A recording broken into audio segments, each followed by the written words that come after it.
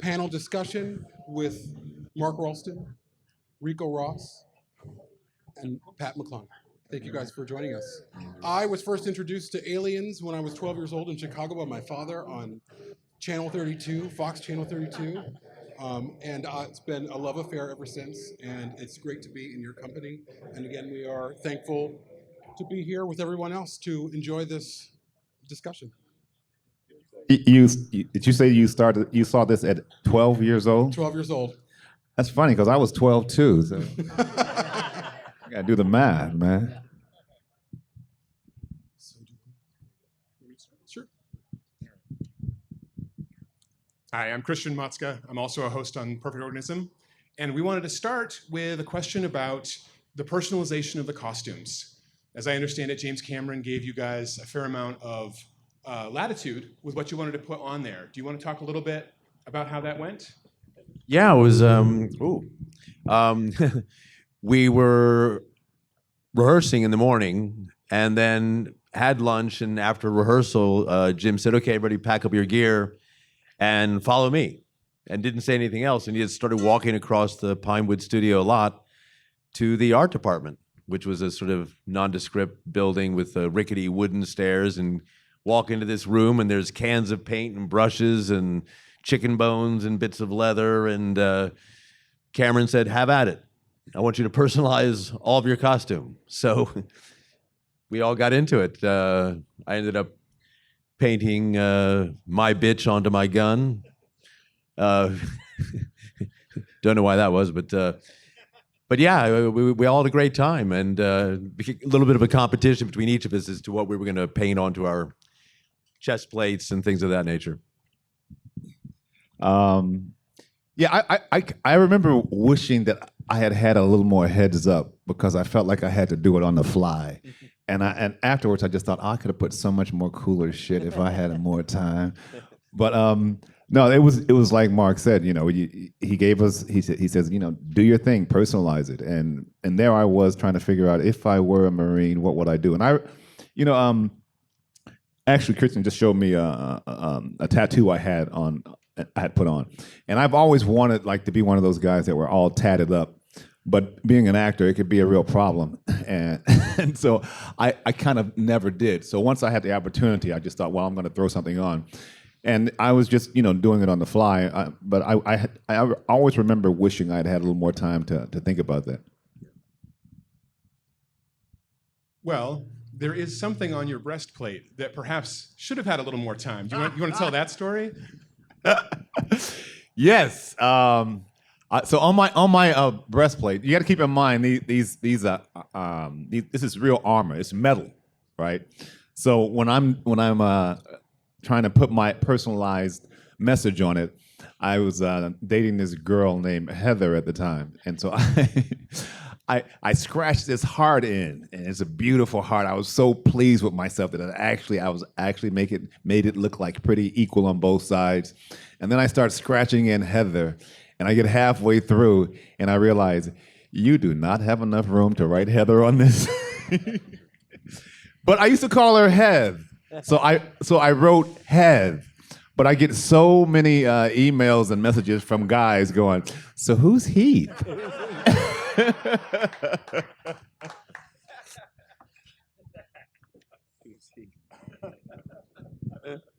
So how long did it take you to get used to the weight of the guns and everything that you had to wear? Like when you were introduced to this stuff that you had to put on, did you think, oh, okay, not too bad, but then of course there was the actual weight of it. What was that process like for you?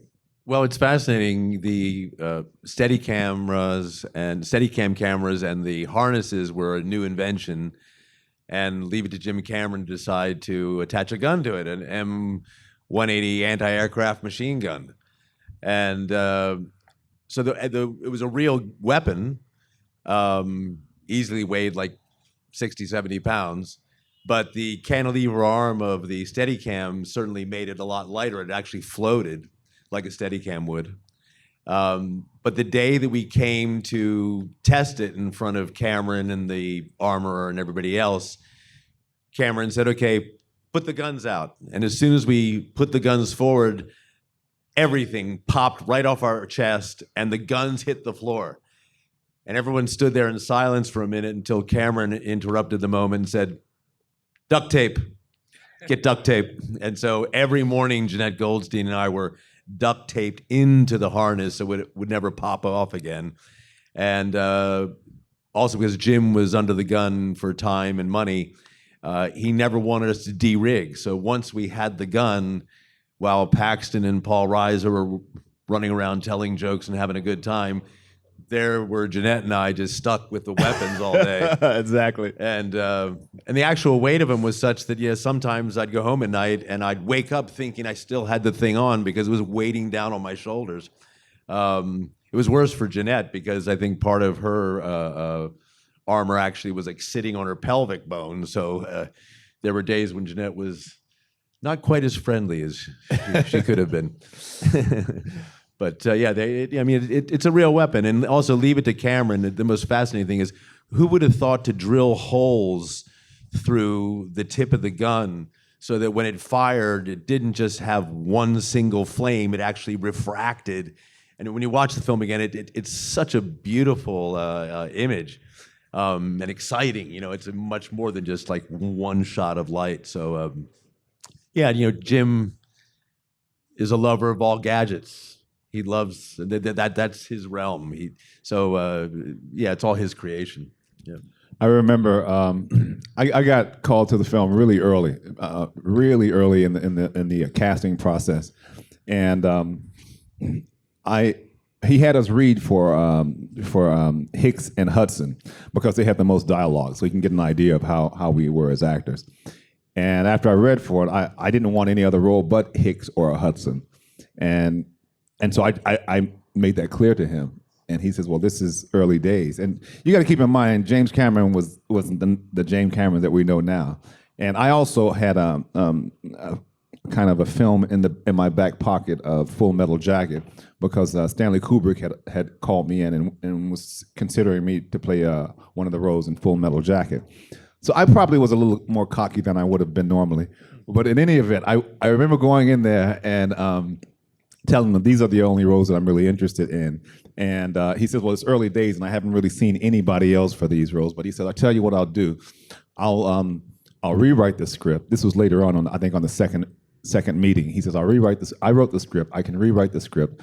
I'll put a couple of characters together. You can choose which name you want that character to be, and I'll rewrite it, and then you can play that character. I can offer you that now."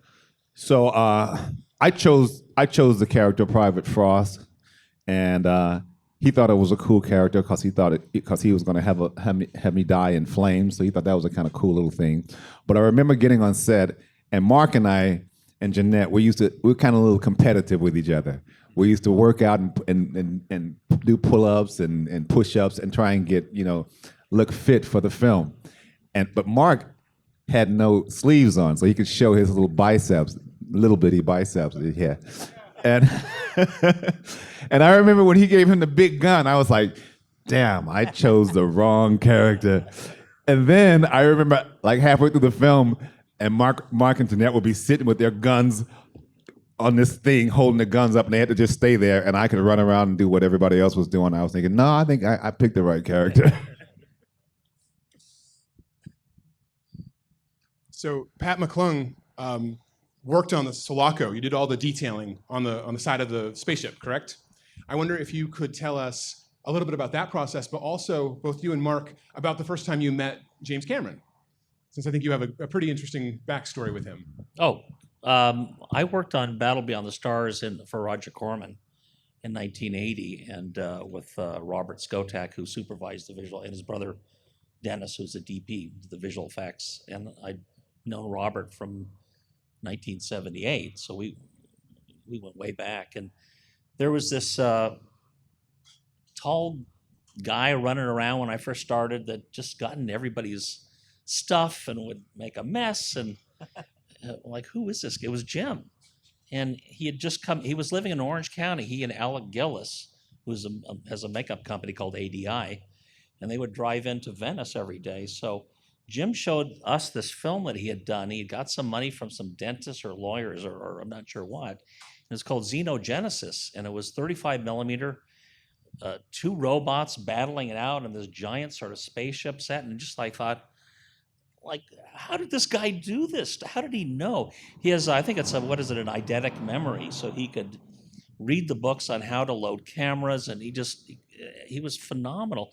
And he would have piles of drawings he'd show me of planets and spaceships, and I thought, and one day Bob Skotak said, we're probably going to be working for this guy one day, and well, sure enough, we were. So that's how I got into it. But what's interesting is, I'll say this real quick, is my perspective from the film. We were stuck in sound stages doing miniature stuff, and I would sneak over and watch you guys do it seemed like the fun stuff, and then we'd have to go back and deal with our tea breaks, if you guys want to talk about that. But it's an Well- English thing. But anyway, that was my. Well, my he's story. being very modest, but really to acknowledge the fact that in Aliens, like all the work that you did is so impeccable, and long before the days of CGI. I mean, that's the brilliance of the film, is its old-fashioned camera movement and lighting effects and brilliant miniature effects and visual effects, and it stands the test of time. I mean, the movie's really, it's flawless. Well, I'll say this about Jim. He knows how to pick people. He's very good about this kind of stuff, and the characters are very well defined. As a writer, he knows his stuff. And our movie was, of the three films that were going on at the time at Pinewood, it was Little Shop of Horrors and a thing called Gun Bus. We were the low-budget film. We were really, and if you look at that film, it's because of Jim. It looks like it's huge, and we were just like tape and rubber bands, and like. I'm sure you and guys, duct tape. Duct tape. Yeah. And mirrors. But wasn't our budget was only like 18 million, 18 right? mil. Got to think about that in today's terms. It's pretty phenomenal. 18 mil. I had when I first met Jim, I met him and I came in and I read for him, and then he says he says, I'm really interested in you. It's early, but he says, before you accept anything else, would you at least come back and talk to me? And the film sounded fun, and I read the script, and I really liked the script.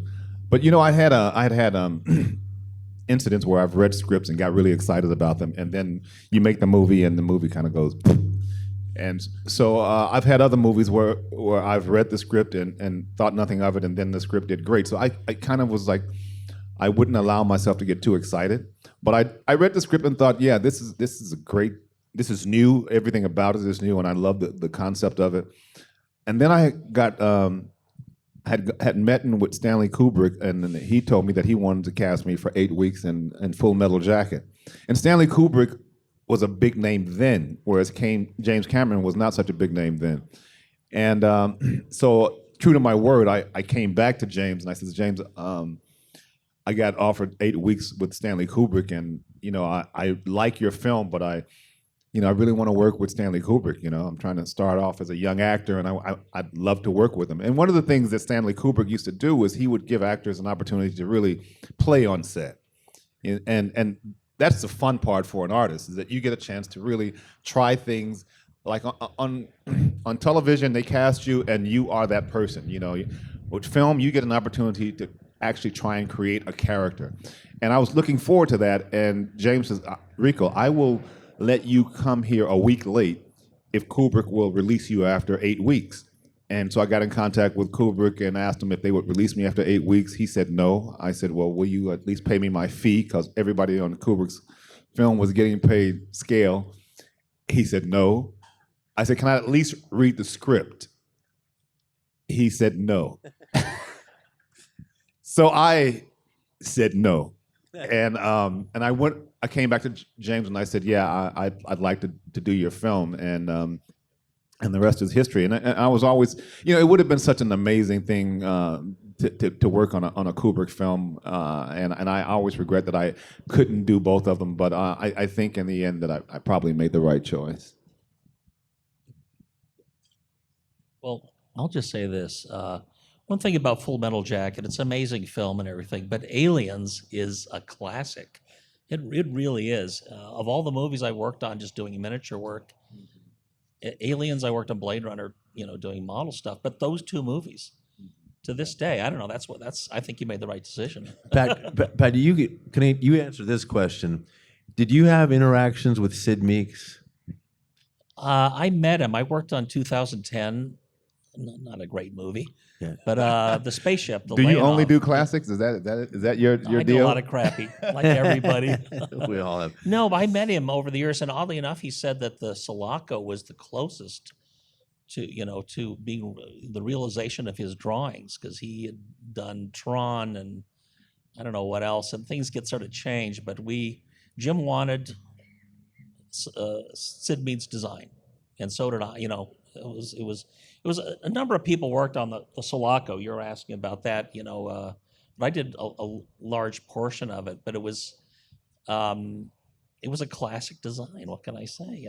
One thing I'll say real quick about Jim is that he designed the power loader. He drew it. He designed the smart guns. He designed the costumes, the lights, the rocks on the surface of the planet, the sky. If I needed something, I could go ask Jim. I said, "Hey, what about this?" He goes, "Yeah," and he draws it out. And as I started supervising visual effects, I found out that was not the case with most directors I've worked with. Yeah. They go, "I don't know," So, but Jim, you guys know what I'm talking about. He just very much knows what he wants, and he plows through it. And Well, one thing I'd like to add to speak to that is the day I went to Pinewood when they offered me Drake, I walk into their Pinewood office, and on the walls, in absolute sequence, was Jim's storyboard. And he's a fine artist, but the storyboard was plastered in sequence on all four walls. And it seared in my brain. I asked Jim a couple years ago, I said, "Do you still have that storyboard?" And he casually just said, "It's in a box somewhere." And I said, "Jim, you really have to unearth that thing and make a coffee table book." And I'd be willing to bet that every single image in his storyboard is what you see in the movie. Oh yes, yeah, right? Absolutely, yeah. We did what they call previs back then, and it was painful. It was Bob and Dennis Skotak and myself, and I made a foam core Sulaco, just so we could. Back when it was a mini camera, it was VHS, and we did all the shots, and we would do them over and over. And Jim would say, like, tilt that up half a degree, stuff like you're holding something out. And so those previs were the blueprint for the visual effects shots. So we knew exactly later on what we needed to do. So he's that way. That script you read is the movie, and movies today are rewritten and people redo them in post and blah blah blah. But I don't know about Avatar 2, but all the movies he's done that I've worked on with Jim, it's laid out as a blueprint, and you go. So I wouldn't bet against him, though. Even with Avatar, I wouldn't bet against Jim. I just got a feeling. I mean, you'd be a brave person to bet against him.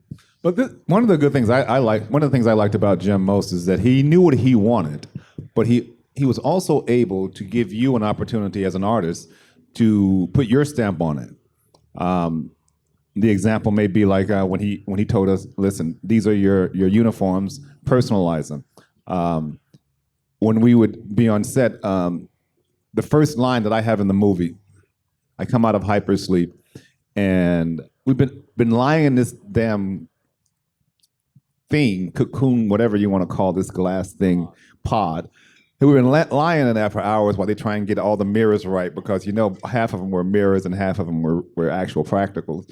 And by the time we got out, I just flew at what I was feeling, and I just said, "I hate this job." And I remember Jim coming to me afterwards and saying, "Next take, say that again." And it's in the movie, but it really just came from just being inspired and also having the license to actually play a little bit. The scene around the breakfast table when when Lance is doing the android is doing the hand thing with Bill Paxton. We're talking about poontang, Arturian poontang specifically, if any of you guys know about that. And and Mark throws some line in. Mark goes, "Yeah, but yours was a man." And I go, "Yeah, it don't matter when it's Arturian though, baby." And that's in the movie, So he had a way of knowing what he wanted, also giving the artist an opportunity to contribute to that. And if it didn't work, he would tell you that too. He'd just say like, no, like, next take, don't use that, or he'll say stick with the script. But if it worked, it was in, and he wouldn't say anything. He let you just keep on playing with it. So I appreciated that too. So what's it like for you guys to be back close to these props that you are so famous for? I love being close to the props. I'm not so crazy about being close to this guy here, but but the props, the outfit is amazing. I mean, it took me back instantly looking at that outfit. The helmet, the scratches in the armor, the whole thing, the little eye thing that comes down, and I was blown away about that. You guys got to keep in mind, we're talking 30. I'm not going to age myself, but it must. How old is it? 35 years now, man, something like that. So this whole concept of a screen being the size of being a 1 inch by 2 inch screen, that was like so futuristic. And when we popped that baby down, and it lit up, forget about it. I was fascinated. I'm sorry, just technically by the smart gun. It was such a cool item, and I remember Jeanette would complain about because it was like her weight, because she's little, and I think they didn't have like a small size. It's a Steadicam arm that we were talking about that holds a camera, and I think they had like one size that didn't fit all. Right. So hers was, Yeah, so the size of the harness, that's what I was alluding to. It would like sit on her pubic bone, and she was miserable most of the time. And not only that, but the fact that we were stuck with the guns because Jim didn't want to take the time to de-rig everything because he was under the gun to any overages to the budget. Jim and Gail Ann Hurd were on the hook for. So there are rumors of Jim being a megalomaniac. Well, he isn't. He's just a very exacting, detailed genius. And I think during our shoot, he was very conscious of the fact that he loses a day, it's coming out of his pocket. So no, and there was real fear of Hollywood execs coming in and coming from Hollywood and actually trying to take the film. Came. Yeah, I remember they came. So that was a real fear. It wasn't just hypothetical. So yeah, he had a lot of pressure on him, and you knew it was pressure because sometimes I remember we're coming out of the AP and it's raining, and for film, you really have to have a lot of rain for it to show on film. So it's fucking pouring down rain, and wind's blowing, the wind machines are going, and everybody has to rush out, and you have to find your order and just fit in where you can get in. And I asked Jim in between takes, I said, listen, he says, Ricco, I want you to lead it. Come out and you lead it. I said, okay, great, but which way do I turn? He goes, yeah, and then walks away. So I know he was multitasking in his head, and he thought he gave me an answer, but he gave me nothing but yeah.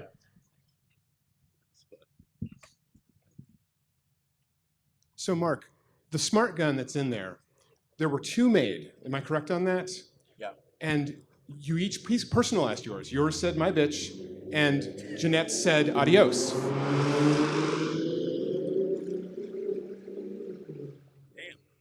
So the one that's in there has both written one over the other. Yeah. Do you have any understanding of why that would have happened? I don't know, because I know I painted my insignia there, and I didn't scratch anything into my gun.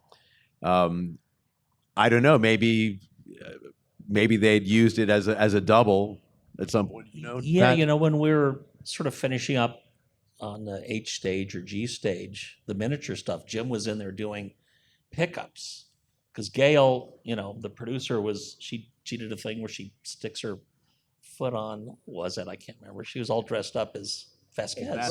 Right. Yeah, so the gun may have been, repurposed for a close-up because there are all kinds of little pops, like you see the power loader foot come down. All that stuff was shot, when we were trying to do the queen laying all the eggs, the miniature queen. Anyway, so that might be what. I mean, just think about that. You've got the director and his wife, who's the producer, putting her foot in for one of the actors for a shot.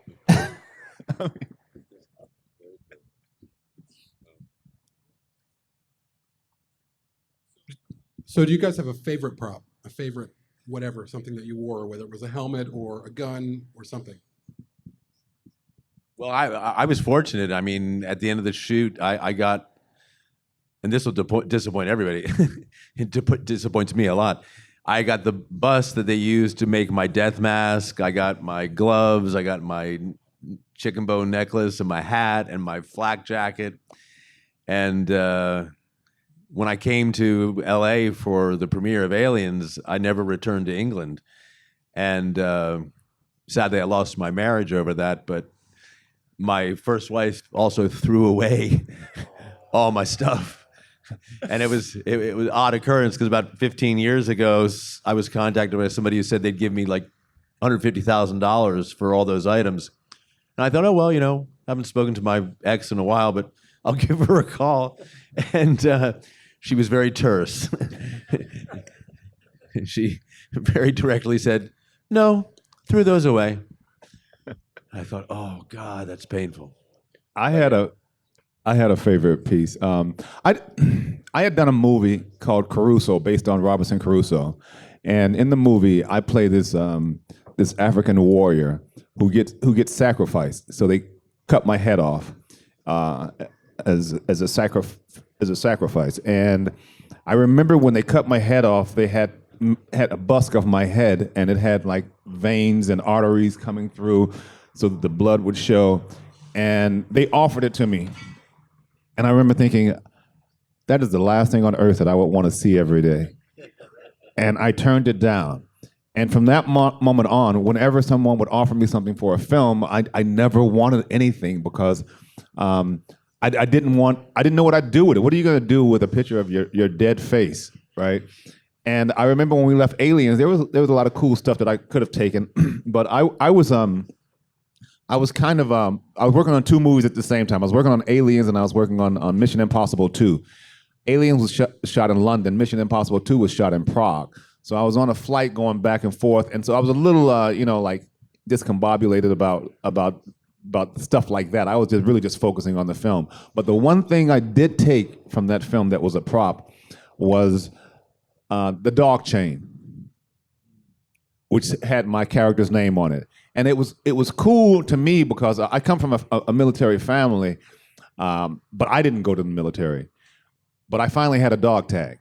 And the difference between my dog tag and their dog tag was theirs was made of metal, and mine was this see-through kind of glass stuff, which I thought was really cool. So I took it, had my name on it, boom, that's what I want. And then years later, a fan wrote to me and said that me and my friends are going to go to school dressed as alien characters, and I'm going dressed as you. Could you send me a signed photograph? And I sent her a signed photograph, and I surprised her, and I dropped the dog tag in with it because I thought she's going to blow their mind away now. And so I gave her that, and this is when these things weren't really that thought of as being collectibles. To me, I just thought it was a cool thing, especially because it was see-through. It was very different, but I wasn't really attached to it that much. Obviously, I just thought it would make her day. But now I think I'm hoping that she realized that was the one and only, that wasn't a copy.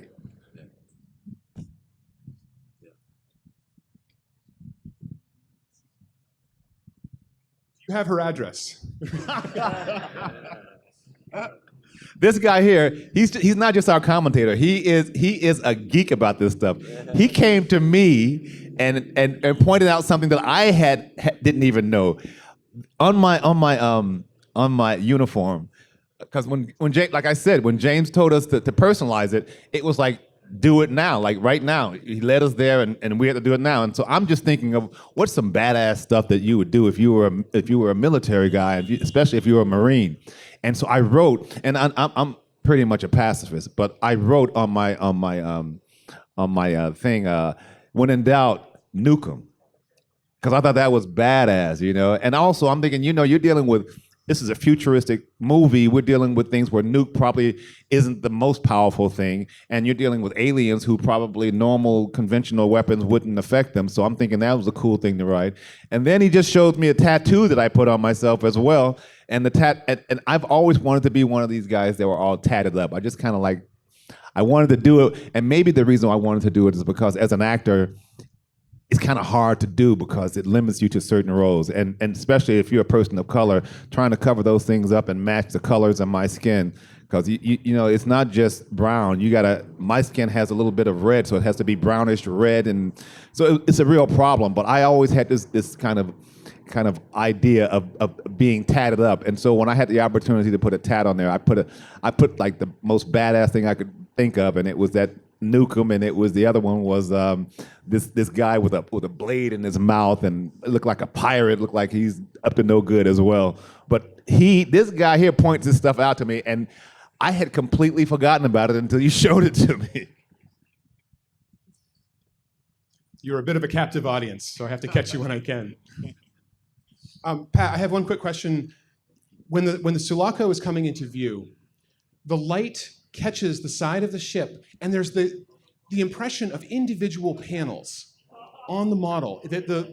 You must have done something. You differentiated different parts of it in such an amazing way. Well, you know, originally this is going back to the low budgetness of the whole thing. Jim wanted that model like 15 or 20 feet long. I said, no, I can do it, and I always do this, which is 6 feet. That's where my arms.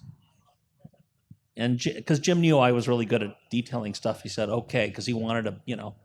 And so that was, I think I just used like Scotch tape and I don't know, whatever we had. They called it sellotape because it's England. Sellotape, yeah. But, and so to say another cost-saving thing, the model was only built on one side because we were only going to be shooting the right side. So, to save money, another, you know. Wow. That's how bad visual effects was brutal money-wise. Because the Skotak brothers had done all the in-camera stuff. You guys came by and saw those whole sets. It was because we were using rain, and that's why the effects still hold up because it's real. It's the models are on wires. It's raining. It's smoke. It's the same stuff you guys went through, but you know, probably not as bad. We weren't getting wet. No, it was interesting because I've had fans ask me what was it like working on set, and in the movie you just see the one side, but when you're an actor and you come on set, you see the other side, and it's so fake and phony on the other side. But when you get to the other side, it's great. Well, also the fact that you were led to believe that the planet was humid and hot and steamy. Well, we were in England in the winter, and before each take, you know, the makeup ladies would come through and spray us with cold water. It was quite a shock. Well, the atmosphere processing station was at a place, it was Acton Power Station, and it's supposed to be hot, you know, the pipes are glowing, and it was frickin' freezing, and it was like 30 degrees or something. And luckily I didn't have to go there very often because we were, you know, but you guys, I'm sure, were freezing your butts off out there. And I remember the water, they would use this also, glucose or something like that, is it called? Glycerin. Yeah. Glycerin. So they put this glycerin on your forehead, and then when it leaks down into your eyes, it stings like hell, but you know, and then you're rubbing your eyes, but this was all part of it. And at the same time, you're carrying on, you know, armor under a suit, you're carrying your weapons, you got atmospheric smoke. I mean, it's an experience.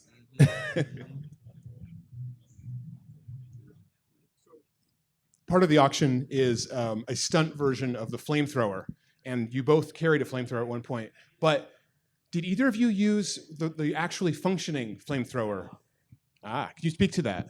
Yeah, that was my introduction to action filmmaking. It was one of the first scenes shot was my death.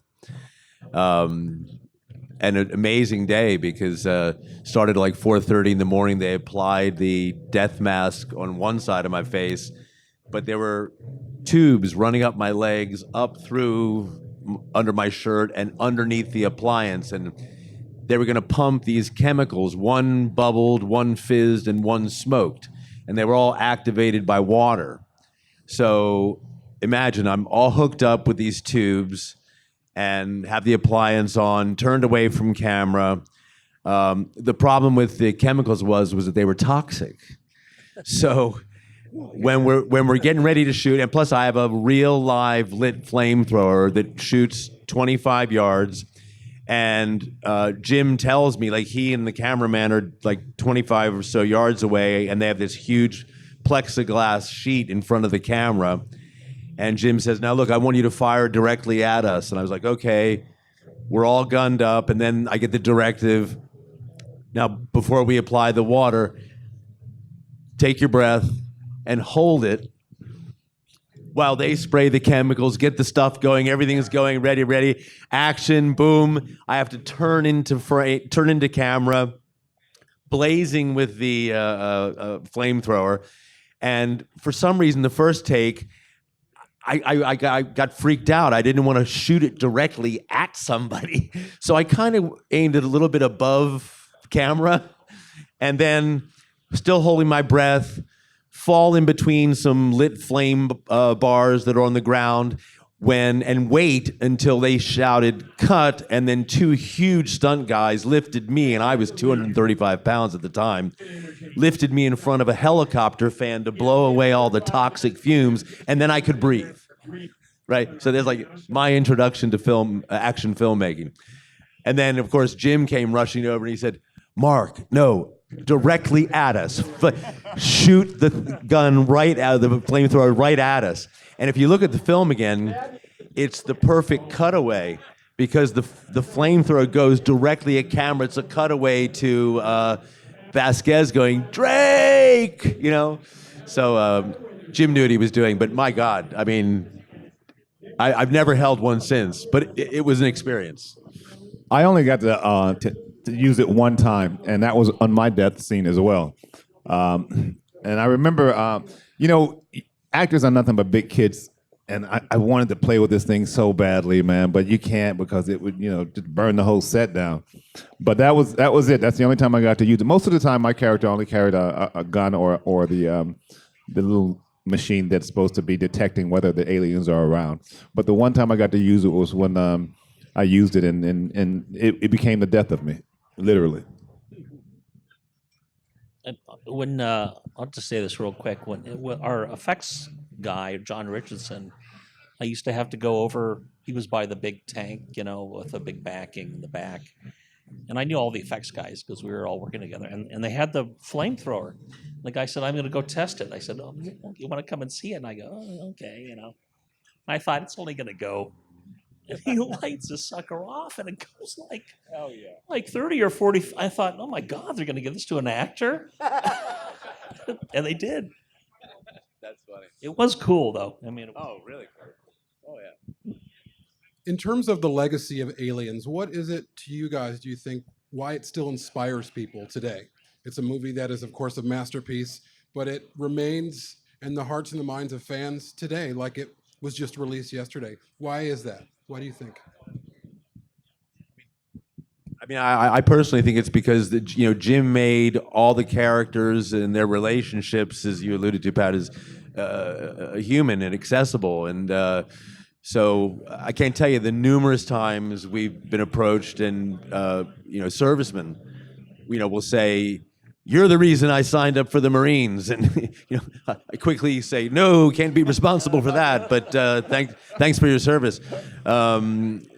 But it inspired a whole slew of people. And what's fascinating now is generations of people loving the film. I mean, we go to events sometimes, and you'll have grandpa, dad, and their kids and their kids' kids, and they're all in love with the film. And I think, I mean, there's I don't know if this is accurate, but I mean, there's something kind of like nationalistic or gung ho about aliens, right? I mean, we are space Marines after all.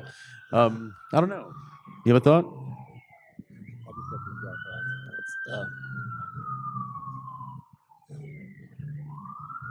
Coming for you. Thank you. This is what we do on film all the time. Whole sound. So, it's very interesting about this film. I find it very interesting. I was flipping through the film probably about 4 or 5 years ago. I was flipping through television channels, and I stumbled upon the movie, and it was being played. And it's about halfway through it, and I thought, let me watch this just to see how it holds up. And I was shocked how well it held up, because I imagine it being like a lot of the movies that I made during that time, where you look at it and within an instant, you know the decade this movie was made in. And it was really relevant today. But I also think we should probably give Jim some credit for his foresight, not just in the story, but also in the casting of the film. If you look at that film, first of all, Sigourney was amazing in it, and the film was the first film with a female action lead, so that was groundbreaking. But if you look at all the women in there, Vasquez, she was a beast. I mean, you had never seen a woman like that on screen before. Even the little girl that was in the movie, everybody else on the planet had died. She was the one survivor. So the women were just killers on that film. And then there was a diversity before diversity was a thing, you know. And he didn't pair me with the brown person. He paired me with Michael Biehn, and he paired Jeanette with Mark, who you don't get any whiter than Mark. So, so I think he was ahead of the game in a lot of ways, and that being that ahead, when you look at the film now, it still resonates. I was actually in the Army before I got into the film business, and I was in about 75, and I was in one of the few times the U.S. was not at war with somebody, so 75 to about 77. And what Jim did is he nailed the group of guys, the sort of the camaraderie and the closeness when it's mainly men. You know, the military is mainly men, and he nailed that. And he's a Canadian. You know, he wasn't in the Army. And more than some of the other, you know, moody military guy movies that were out at the time. But one thing too is that everybody redeems themselves. You know, at the very end, Bill Hope's character and Bill Paxton. You know, at the very end, he's just shooting up everything, and then the bad guy gets it, of course. But he wrapped up all the character, I thought, so smartly. You know, the whole character arcs of what was left of them. But I don't know, you guys were doing it, so and casting, he was so good at casting. When I read the script originally, knowing him, I thought, oh my God, this is going to be, you know, amazing. When we got to England, the British certainly didn't think so. Yeah. The crew, they were not happy. There was a lot of Americans doing this, but they came around. I gotta say, as they were starting to see it, they started to see that this was going to be something special. So, I think another reason the crew there was some issues with the English crew and the American our American director and producer. In England, they have these tea breaks, and it's mandatory. And so you can be in the middle of a shoot, and you could finally be at the point where everything is just nicely well-oiled and you're ready to go, and it's tea time, and you got to stop everything, and everybody has tea. And for a producer, you know, that drives you mad. And for actors as well, you know, because you finally feel like you're ready to go. You know, you're like a horse ready to go, and someone pulls the plug on you. So I think that there was an incident where some of the people were fired because they were complaining. Some of the crew were complaining about hours and hours of overtime, and this was necessary to bring the film in on time. And people were complaining and demanding more money, and I think that some people got fired, and the crew was unhappy. And Sigourney heard about this, and Sigourney met with James Cameron and the producer, and kind of ironed things out, and asked that, you know, maybe we should hire some of these people back, and pay them. And when that crew came back, they worked their butts off. But I think not only because it was their job, but also I think because she stood up for them. And I think they appreciated that. And I think it shows in the film, partly because of that little incident where we became one unit then. Before it was the Americans and the English, and after that, it became one unit. I also think that James had the foresight to put us through a kind of a 2-week boot camp, so that by the time we started filming, we knew each other. I knew that there were certain things I could say to Mark to get him going, and that he knew that he could say shit back to me to get me going, and so that shows up in the film, and it also gave us an opportunity to ad lib a bit because we knew what we could get away with, and I think that made it feel more like these guys actually were that kind of thing that you see in real life, where they've been in the dugout for weeks at a time, and they know each other like they know their brother. And we did have a group of special forces, British special forces guys who trained us in this little mini boot camp. But it wasn't fun and games. In fact, God bless Bill Paxton. We all miss him for sure. But the first day of boot camp, I don't know if you remember, it was like a 4:30 a.m. call, and the first thing we did was run 5 miles, and it wasn't like jogging. I mean, these guys were like, move, move, move, move, move, and Paxton was like, okay, and then halfway through, Bill was like, just let me catch my breath.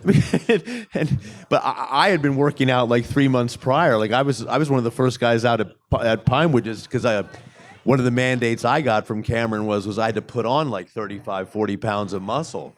So they had me 3 or 4 months prior. Just the guy who John Lees, remember?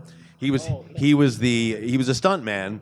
He was actually a farmer from like Lincolnshire, but he had biceps the size of my thighs, and he was the engine that moved the power loader. It's kind of like kabuki theater. He was dressed all in black, but all those power loader scenes was John Lees for real, physically moving himself and Sigourney. It's extraordinary. But lost my train of thought here. But just basically to say is like, I went from 185 pounds to 235 in like 4 months because they were working me out like 7-8 hours a day. Plus, I got to go to the Pinewood Studio cafeteria and just, I'll have a steak and give me half a dozen eggs and just loading up. So it was great. I also think, again, James knew his characters. He knew how he wanted them to come out in the film. And I remember there was an incident that happened where someone else was playing Michael Bing's character, another actor. And something happened offset, and he was kicked off the film. And so Mike Bean was called, and he had a telephone call and said, "You got 24 hours. This is a film. This is the money. Take it or leave it, because we need to replace this character right away." And Mike was on a plane. And I had been working with this other actor for 2 weeks. And one of the things as an actor, if this is your best buddy in the film, I try and find things so that we really do get to know each other. And so I'd kind of gotten used to this guy, and then all of a sudden, he's off the film and another guy's there, and it was a really weird experience, And I remember thinking that I don't know if this is going to work, because he was so different from James Remar, who was the other actor, and his way of delivering it was delivering his lines and all this stuff that we had shot. We had to reshoot, and I just didn't think it was going to work. But James knew it was going to work. He had that foresight to know that, okay, it's different, but that doesn't mean it's not as good. And he was right. I remember there was another scene when Bill Paxton, when we do the drop, Bill Paxton has this big monologue. And if you read it on script, it's a badass monologue. It's whoever's saying those words, you think that they are going to go there and they're just going to be the SHIT. And when Bill was doing it, I remember thinking, I don't believe he's that bad.